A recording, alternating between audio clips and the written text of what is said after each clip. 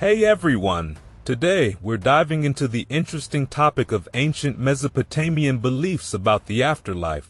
Unlike the detailed and well-known Egyptian guidebooks on what happens after death, Mesopotamia didn't leave us any such clear instructions. So, to understand their views on the afterlife, we have to piece together bits and pieces from various ancient texts and sources. One of the most famous literary works, the Epic of Gilgamesh, delves deep into the meaning of death and the fate of the dead in the Netherworld. Other significant texts like Gilgamesh, Enkidu and the Netherworld, Ishtar's Descent to the Netherworld, and Nergal and Ereshkigal also give us glimpses into these ancient beliefs. Besides literary texts, we also find clues in burial sites, grave inscriptions, economic records related to funerals, royal decrees, letters, and even magical and medical texts. These sources span various periods and cultures within Mesopotamian history, including Sumerian, Akkadian, Babylonian, and Assyrian. It's important to remember that these beliefs weren't static. They evolved over time and varied depending on social status and religious practices. But despite these variations, there was a sense of cultural continuity that allows us to piece together a general understanding of how the Mesopotamians viewed the afterlife. Now, let's talk about the Netherworld itself. The Mesopotamians saw it as the opposite of the heavens and a shadowy reflection of life on earth. Metaphysically, it was thought to be far away from the living realm, but physically, it was just below the earth's surface. Descriptions of the Netherworld are mostly bleak, calling it the land of no return and the house which none leaves who enters. Yet, some accounts are a bit more hopeful. For example, in the death of Urnama, spirits are seen rejoicing and feasting when the ruler Urnama arrives in the Netherworld. The sun god Shamash, known for justice, visited the Netherworld every night, suggesting a connection between the living and the dead. Scholar Kathleen Barrett even suggests that grave iconography related to the goddess Inanna, Ishtar, who descended to and returned from the underworld, indicates a belief in a more pleasant afterlife.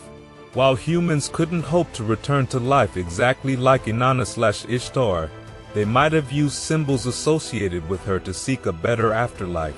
So, the Mesopotamian Netherworld wasn't a place of extreme joy or misery, but a dull version of earthly life. One vivid portrayal describes a subterranean great city, protected by 7 walls and gates, where the spirits of the dead dwell. In Ishtar's Descent to the Underworld, Ishtar passes through these gates, shedding her garments and jewelry at each one until she enters the city naked. Interestingly, elite funerary rites could last up to 7 days, possibly reflecting this 7-gate journey. The Netherworld community, sometimes called Erelu in Akkadian or Ganzer in Sumerian, was ruled by deities in a hierarchy. Initially, the goddess Ereshkigal was the queen of the Netherworld, but later, the warrior god Nergal took over. An Akkadian myth reconciles these two traditions by making Ereshkigal Nergal's spouse.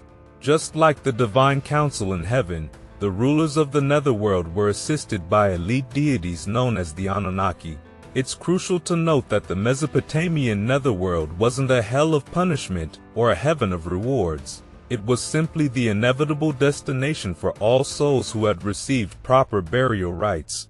And in the old Babylonian epic of Atrahasis, the gods created humans by mixing clay with the blood of a rebellious deity named We-Ilu, who was specially sacrificed for this purpose.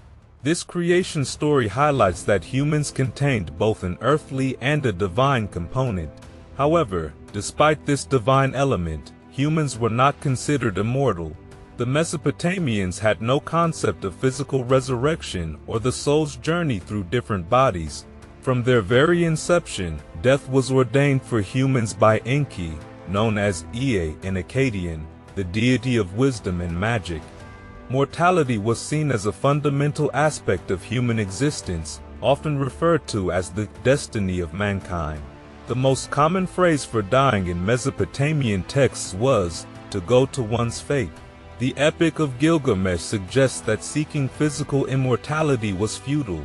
Instead, The best one could hope for was to achieve lasting fame through deeds and accomplishments on earth. Immortality, metaphorically speaking, was realized through being remembered by future generations. Humans were considered alive as long as they had blood in their veins and breath in their nostrils. Upon death, their bodies were likened to empty shells, returning to clay, from which they were believed to have been formed. This idea parallels the biblical concept of returning to dust.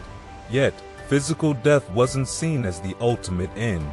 The dead continued to exist in the form of a spirit, known in Sumerian as Jidam and in Akkadian as Itemu, which can be best understood as a ghost. The origin of the Itemu is linked to the creation of humans from the blood of Wielu, imbuing them with a divine quality. This notion didn't represent a strict body/soul dualism. Instead, the Itemu was closely tied to the physical corpse and retained human needs like hunger and thirst. The Itemu wasn't thought to exist within the living body prior to death, but came into being at the moment of physical death.